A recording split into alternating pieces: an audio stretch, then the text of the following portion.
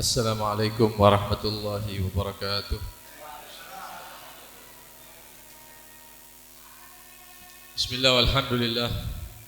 Wassalatu wassalamu ala rasulillah Sayyidina wa maulana Muhammad ibn Abdullah wa ala alihi wa sahbihi wa man wala wa la hawla wa la quwwata illa billah, amma ba'd.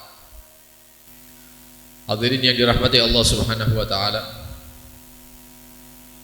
makhluk yang paling mulia yang ada di alam ini yaitu Nabi kita, Nabi besar Muhammad sallallahu alaihi wasallam. Dari segala segi Nabi Muhammad adalah manusia yang paling unggul.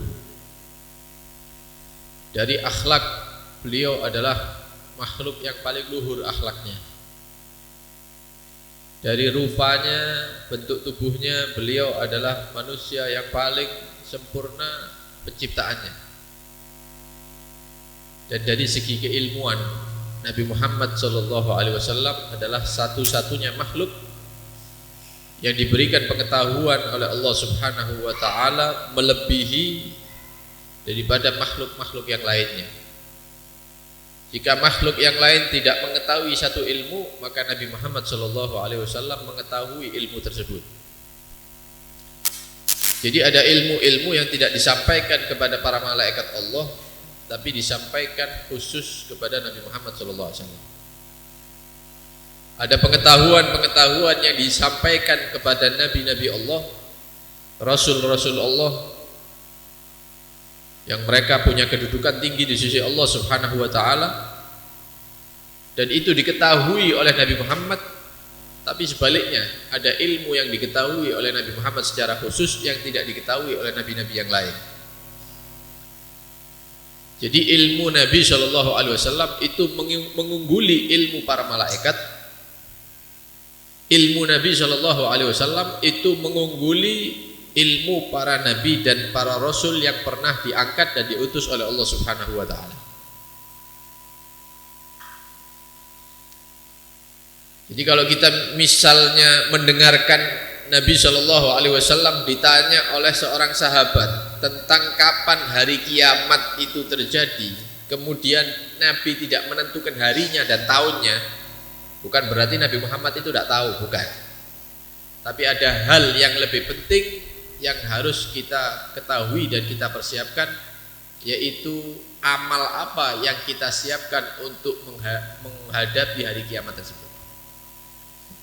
Bukan tahu harinya atau tanggalnya atau tahunnya, bukan itu yang terpenting. Tapi yang terpenting adalah apa persiapan kita untuk menghadapi hari tersebut, hari akhir. Karena itu Nabi tidak menjawab dan tidak menentukan kapan hari kiamat itu terjadi, bukan berarti Nabi tidak mengetahui, tapi Nabi itu mengetahui. Hadirin rahimakumullah, kita mengetahui bahwa Rasulullah SAW adalah makhluk yang paling luas ilmunya, yang paling sempurna pengetahuannya. Tapi bagaimana Allah Subhanahu wa ta'ala di dalam Al-Quran mengajarkan kepada Nabi Muhammad SAW? Di dalam surat Thaha, beliau diperintahkan oleh Allah Subhanahu wa ta'ala untuk berdoa, menyatakan wa qur rabbi zidni ilma. Katakan wahai Muhammad, Rabbi, wahai Tuhanku, zidni, tambahlah bagiku, ilma, pengetahuan. Padahal Nabi itu mengetahui segalanya. Masih diperintahkan, diajarkan oleh Allah untuk memohon, meminta tambahan ilmu dari Allah Subhanahu wa ta'ala. Apalagi manusia seperti kita, apalagi manusia seperti kita yang ilmunya minim, ngajinya seminggu sekali misalnya, atau menghadiri majelis seminggu sekali. Kalau ilmu kita dibandingkan ilmu Nabi Muhammad SAW, ya bagaikan air samudera, ya diambil satu tetes. Tidak bisa dibandingkan ilmu kita dengan ilmu Nabi. Lihat bagaimana Nabi Shallallahu Alaihi Wasallam diperintahkan oleh Allah untuk mengatakan Rabbi zidni ilma, ya Rabb, wahai Tuhan, tambahlah pengetahuan ilmu kepadaku. Padahal ilmu Nabi itu bagaikan samudra yang luas. Nah, orang-orang seperti kita masa mau tidak menyatakan seperti itu? Kita tidak memohon kepada Allah, Rabbi zidni ilma, ya Allah tambahlah ilmu saya. Seharusnya yang mengatakan itu ya kita ini, yang ilmunya minim, ilmunya hanya 1 tetes misalnya, memohon kepada Allah Subhanahu wa taala supaya ilmu kita ditambah oleh Allah Subhanahu wa taala. Oleh karena itu, sahabat Nabi Shallallahu alaihi wasallam yang bernama Abdullah bin Mas'ud radhiyallahu anhu, semoga Allah meridhai beliau, setiap beliau membaca Al-Qur'an dan melewati surat Thaha, atau beliau itu mendengarkan sahabat yang lain membaca surat Thaha kemudian melewati ayat ini, wa qul rabbi zidni ilma, maka sahabat Abdullah bin Mas'ud ini berhenti, beliau mengangkat tangannya sambil menyatakan rabbi zidni ilman wa yaqina. Beliau berhenti dari bacaannya, atau ketika mendengar sahabat yang lain membaca ayat itu, beliau mengangkat tangan mengatakan Rabbi zidni ilman wa yaqina, ya Allah tambahlah bagiku, kata Abdullah bin Mas'ud, ilmu pengetahuan dan keyakinan. Beliau meminta ilmu kepada Allah Subhanahu wa taala dan meminta keyakinan. Karena terus terang zaman kita ini sekarang ini banyak orang-orang yang keyakinannya semakin berkurang terhadap Allah Subhanahu wa taala. Mereka beranggapan pekerjaan itu adalah hal yang paling penting, nomor 1. Atau uang itu, duit itu adalah yang terpenting, nomor 1. Kalau tidak punya pekerjaan, kalau tidak punya uang, tidak bisa makan. Ini keyakinan orang sekarang ini. Padahal kita mau kerja atau enggak, pegang uang atau enggak, kalau ditakdir makan di hari itu oleh Allah Subhanahu wa taala, kita akan makan walaupun dompetnya kosong.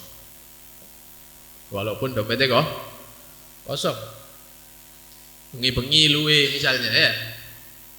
Buka dompet isine 2.000. Mau beli Indomie enggak cukup, kurang. Indomie ini 2.500 misalnya, 3.000. Kok subhanallah diingatkan sama temennya, tonggone, Cak, ayo melok nanti sampean diundang tahlil lah. Alhamdulillah. Ndak duwe sih iso mangan. Kenapa? Karena uang pekerjaan itu tidak menentukan apa-apa. Yang mentakdirkan kita mendapatkan rezeki itu adalah Allah Subhanahu wa taala. Uang dan pekerjaan itu hanya perantara. Karena itu salah sekali kalau ada orang yang lebih mementingkan pekerjaan dan penghasilan, tapi dia tidak memperhatikan sholatnya. Kerja, tapi tidak sholat duhur. Berangkat kerja isu-isu, tapi tidak sholat subuh. Seakan-akan pekerjaan itu lebih penting dari sholat. Dia lupa yang ngasih rezeki dia adalah Allah yang mewajibkan sholat subuh. Yang ngasih rezeki dia adalah Allah yang mewajibkan sholat duhur dan sholat-sholat yang lain. Seandainya Allah itu tego, lek ono wong ndak sholat subuh atau ndak sholat duhur, rezekinya diputus hari itu sama Allah, kelaparan. Mungkin orang Pasuruan banyak yang kelaparan. Kenapa? Lebih mementingkan pekerjaan ketimbang sholat subuhnya, lebih mementingkan pekerjaan, penghasilan daripada sholat duhurnya. Kadang-kadang di pasar iso sholat tapi tidak sholat, jatuh-jatuh sampai pasar ngopak itu lewat sholat duhur mulai 11:30 misalnya sampai jam sekian. Apakah semua orang pasar itu sholat? Padahal kita yakin 90% lebih semuanya muslim. Nah, inilah kekeliruan yang ada pada kaum muslimin yang ada di sekitar kita. Kita tidak yakin dengan rezeki yang dibagi oleh Allah Subhanahu wa taala. Kata guru-guru kita di Al-Qur'an itu dikatakan wa ma min dabbatin fil ardi illa 'alallahi rizquha. Tidak ada makhluk yang hidup di atas bumi ini kecuali rizkinya sudah ditanggung oleh Allah Subhanahu wa ta'ala. Cecek itu yang dimakan hewan yang terbang sing punya sayap. Lalek cecek duwe sayap enak iso goda-godakan. Ya, cecek miber sing dipangan miber enak. Dicedeki dipangan, miber mana cecek kan begitu. Tapi ternyata cicak ini tidak diberi sayap oleh Allah Subhanahu wa taala. Nempel di tembok. Rizkinya terbang kebanyakan. Secara akal mati cecek ini. Secara akal manusia mati cecek seharusnya. Kenapa? Karena rizkinya berterbangan, dia tidak bisa terbang. Tapi bagaimana Allah Subhanahu wa ta'ala menggiring serangga-serangga kecil itu supaya nempel di tembok yang dekat dengan cecek tadi itu. Jadi cecek itu tinggal jalan dikit dimakan. Nanti dapat berapa menit lagi ada satu lagi didekati lagi dimakan. Wa ma min dabbatin fil ardi illa 'alallahi. Tidak ada makhluk yang ada di bumi ini kecuali sudah dijamin rizkinya oleh Allah Subhanahu. Pernah antum sampean kelihatan cecek mati kelaparan? Tidak pernah. Tidak ada cecek mati kelaparan. Pasti semuanya kenyang. Karena Allah yang ngatur rizkinya. Laba-laba itu tugasnya dia hanya membuat sarang saja, rumah. Mari kono pasrah sama Allah sudah. Lek ana sing teko ya alhamdulillah ya. Tapi ada aja yang terbang melewati sarangnya laba-laba, kemudian laba-labanya makan. Kenapa? Yang ngatur Allah. Loh kok bisa manusia ini kalah ambek cecek, kalah ambek laba-laba? Keyakinannya semakin hari semakin tipis. Dulu kita di perut ibu, ketika kita di kandungan ibu itu tidak punya pikiran apa-apa. Rizki langsung bersambung dengan perut ibu kita, disalurkan. Kita lahir bayi, tidak ada keraguan sama sekali. Kita yakin bahwa rizki akan sampai kepada kita, disusoni. Ke umur 6 bulan, 7 bulan didulang sama bapak ibunya. Tidak bingung, bayi itu tidak tahu bingung. Ya, tahu ketok bayi cekelan dasarnya. Misalnya, kok pengi mangan opo misalnya. Tidak ada bayi seperti itu. Anak-anak kecil itu tidak ada yang bingung. Kenapa? Tidak ada keraguan sama sekali di hatinya tentang rizki. Wis gede bingung ya telat. Wis tua baru bingung. Ya apa rizkiku ya? Apa ada biyen-biyen bingung? Baru umur 20, 25, 30 baru bingung rizki bagaimana? Lu biyen-biyen nang ndi? Biyen yakin kok sama rizkinya Allah. Kok sekarang jadi orang yang ragu, tambah tipis yakinnya terhadap Allah Subhanahu wa ta'ala. Karena itu minta kepada Allah, Rabbi zidni ilman wa yaqina. Ya Allah, berilah kepada saya tambahan ilmu dan tambah yakin. Tambah tua, tambah yakin. Tambah umur, tambah yakin terhadap Allah Subhanahu wa ta'ala. Hadirin rahimakumullah. Dikatakan dahulu ketika Nabi Allah Sulaiman alaihi salam diberi pilihan oleh Allah Subhanahu wa ta'ala dari 3 perkara. Allah memberikan pilihan kepada Nabi Sulaiman, wahai Sulaiman, kamu pilih dari 3 hal ini. 1, ilmu pengetahuan yang luas. 2, harta kekayaan yang tiada bandingnya. Yang ketiga, jabatan kerajaan, tingkatan kehormatan yang sangat tinggi, yang terujung sudah. Tidak ada dukure mana, atasan tidak ada, dia paling atas, jadi rojo. Suruh milih 1 sama Allah itu.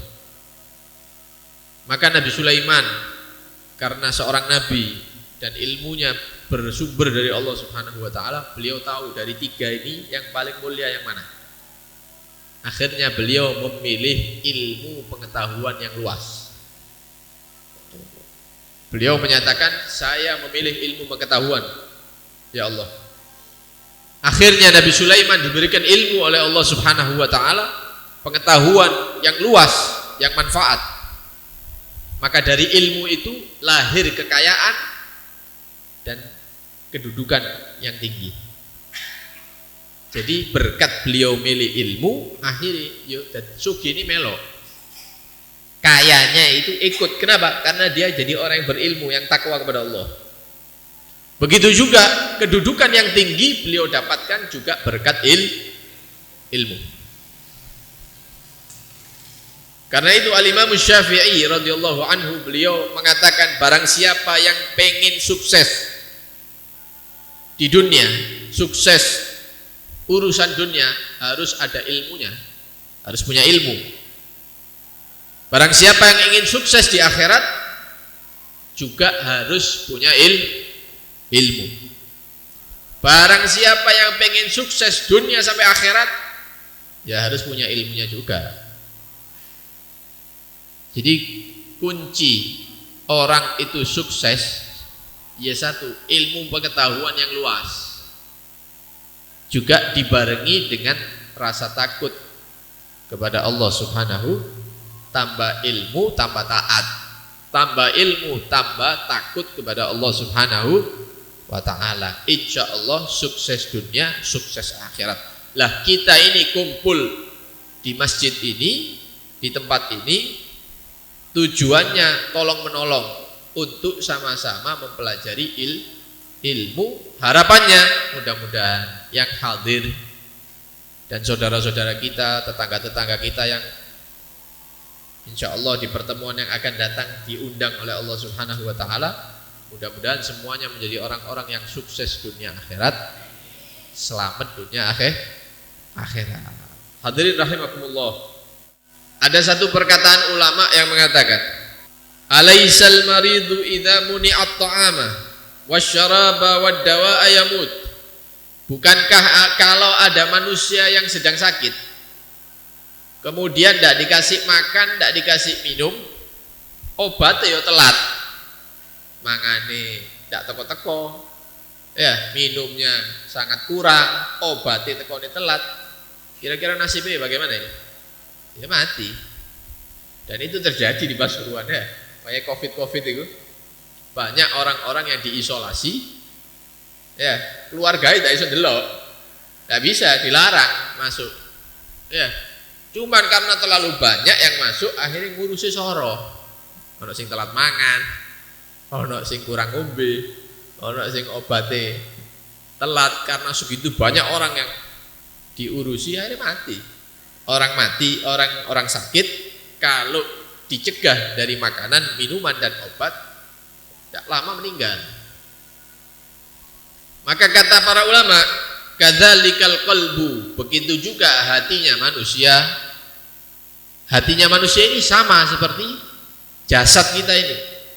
Idza muni'al hikmata wal ilma, jika dicegah daripada mendengarkan hikmah-hikmah, jika hati manusia dicegah daripada mendengarkan ilmu-ilmu,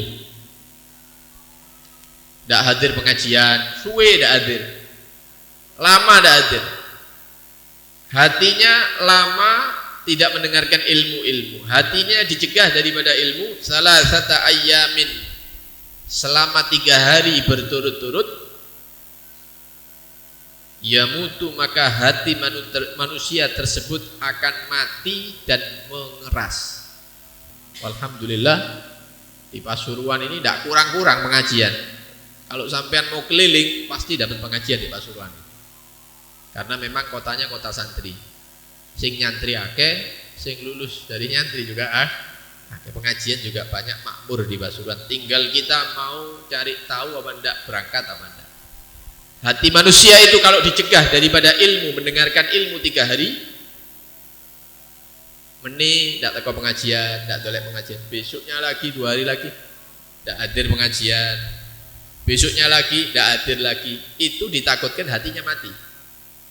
Sebagaimana orang sakit, jika dicegah dari makan, minum dan obat, dia akan mati. Jadi hati kita ini harus dijaga supaya tidak mati. Lu matinya hati itu bagaimana? Lek mati ini menungso ini tinggal diadusi ya, dikafani, dikubur. Kalau matinya hati ini bagaimana tandanya? Kalau kita membaca Al-Quran atau membaca terjemah Al-Quran, mendengarkan ayat Al-Quran, mendengarkan terjemah Al-Quran, atau mendengarkan ceramah, maka apa yang kita dengarkan daripada ayat-ayat Allah itu, makna-maknanya, ceramah-ceramah agama yang kita dengarkan tidak memberikan efek kepada keseharian kita. Kalau pengajian sing ndak sholat subuh, tetap ndak sholat subuh, itu tanda hatinya bermasalah. Hadir pengajian tapi dia masih tidak jujur di dalam pekerjaannya, maka ini hatinya bermasalah. Nah, ini harus diobati. Di antara menghidupkan hati yaitu mendengarkan ilmu-ilmu agama, menghadiri majelis-majelis ilmu. Jadi kalau ada orang dia tidak punya ilmu pengetahuan yang cukup, akhirnya keliru kabeh nanti, salah semua nanti. Dan itu banyak terjadi pada zaman ulama-ulama kita dahulu. Dikatakan dahulu ada di negeri Maghrib itu Maroko sana, di Maroko sana. Itu ada seorang laki-laki, oleh ibadah itu ngalang-ngalai para ulama, tidak mandek-mandek. Kalau sholat itu pagi sekian ratus rakaat begitu. Nanti siang sholat sekian ratus rakaat. Alhasil dia ini ibadahnya luar biasa, semangatnya besar. Tapi ilmu tidak punya. Bondo tenaga. Bondo ini tenaga. Ilmu tidak ada. Tidak tahu ngaji, tidak tahu hadir majelis. Akhirnya diziarahi oleh seorang ustadz atau seorang ulama. Jadi dia ini menyendiri di daerah tinggi begitu ya, terpencil, masuk dia memperbanyak sholat di situ pokoknya. Wahnya didatangi. Ketika masuk ke tempat ibadahnya laki-laki ini, ulama ini mendapatkan ada keledai di depan. Hewan keledai, kalau di sini ada keledai. Ada keledai kuda kecil di depan. Ulama ini masuk, orangnya lagi sholat di dalam. Setelah salam ditanya, itu di depan itu kok ada keledai ya, kok ada hewan? Maka orang yang ahli ibadah ini mengatakan, saya sengaja membawa keledai itu ya supaya ketika syahwat saya lagi naik, saya datangi itu keledai betina itu, dikumpuli, ganti ini bojo. Jadi ibadah, mari ngono syahwatnya naik, mendatangi keledai. Ya, dinikah itu keledai. Akhirnya dijelaskan sama ulama ini apa hukum yang selama ini dia lakukan. Setelah dijelaskan dia tahu bahwa mendatangi, menyetubuhi hewan itu adalah haram, dosa. Baru ngerti dia, nangis orang, nyesel ya, ibadah yake tapi tidak punya ilmu. Nah, ini pentingnya ilmu itu supaya ibadah kita itu bernilai di sisi Allah Subhanahu wa ta'ala. Ada orang yang lain ya ngono, ahli sholat di masjid, ahli sholat sunnah ya, sobo masjid, 5 waktu di masjid. Cuman ketika satu hari ada seorang ulama yang wudhu di sebelahnya dia, ternyata wudhunya dia itu ngusap wajah, ngusap tangan, ya, telinga, mari kuno sikil, endasnya tidak diusap. Dilihat sama ulama ini, kepalanya diusap katanya. Wah, ini diusap. Mending ngono mana? Kepalanya tidak diusap, tidak diusap sama air. Akhirnya ulama ini tanya, saya mau tanya sama kamu, kenapa kok setiap wudhu kepalanya itu tidak diusap dengan air? Loh iya kan, usap kepala itu kan hukumnya sunnah. Jadi loh, kan sholat itu pirang tahun? Saya sholat sudah 60 tahun. Sholat sudah 60 tahun. Mulai enom, mulai arek sampai tua. Sholat tidak sah kabeh. Kenapa? Ndak duwe ilmu.